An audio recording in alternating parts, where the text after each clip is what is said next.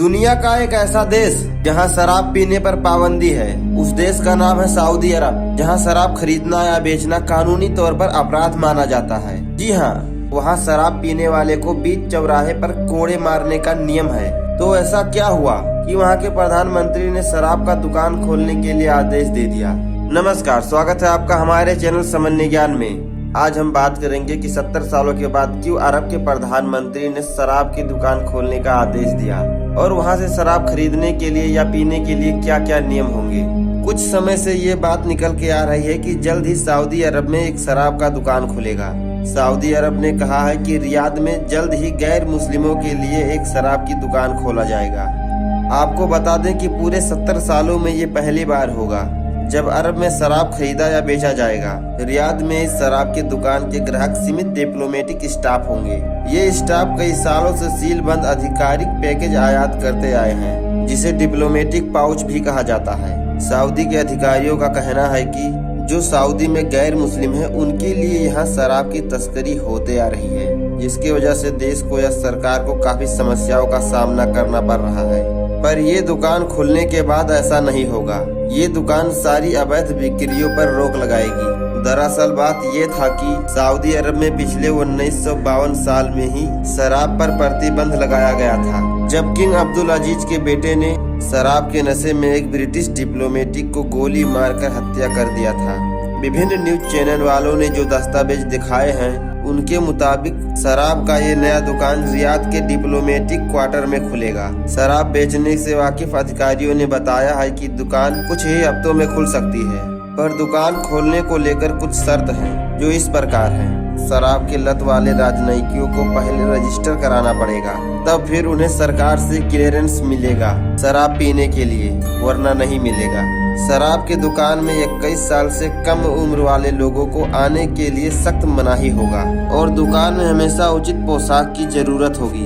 शराब पीने वाले को खुद शराब की दुकान में जाके शराब खरीदना होगा और किसी को भेजने पर शराब नहीं मिलेगी, चाहे वो कोई भी हो।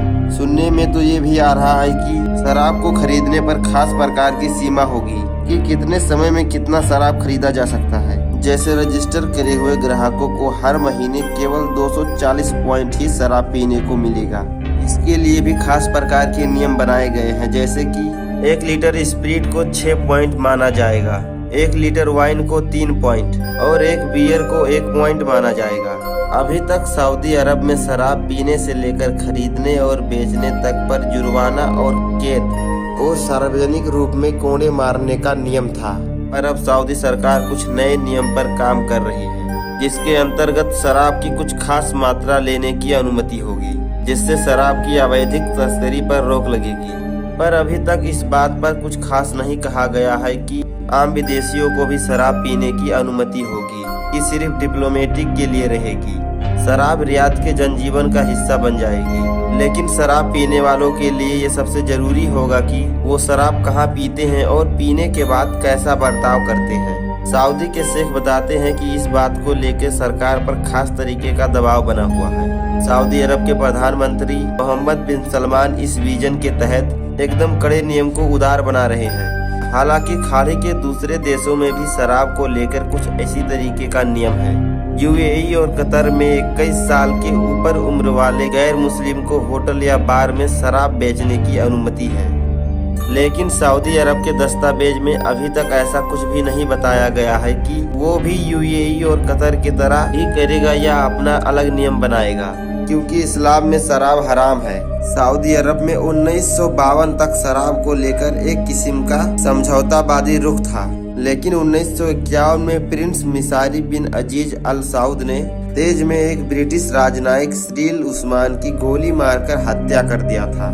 दरअसल एक फंक्शन में प्रिंस मिसारी शराब के नशे में एकदम लथपथ हो गए थे। नशे के हालत में वो और शराब मांग रहे थे, जिसके वजह से वहाँ बवाल हो गया था और नशे में उन्होंने गोली चला दिया था। इस घटना के कुछ साल बाद किंग ने सऊदी अरब में शराब को पूरी तरीके से बंद कर दिया था, लेकिन अब लगता है कि एक बार फिर सऊदी अरब में शराब बिकेगी और लोग शौक से पिएंगे।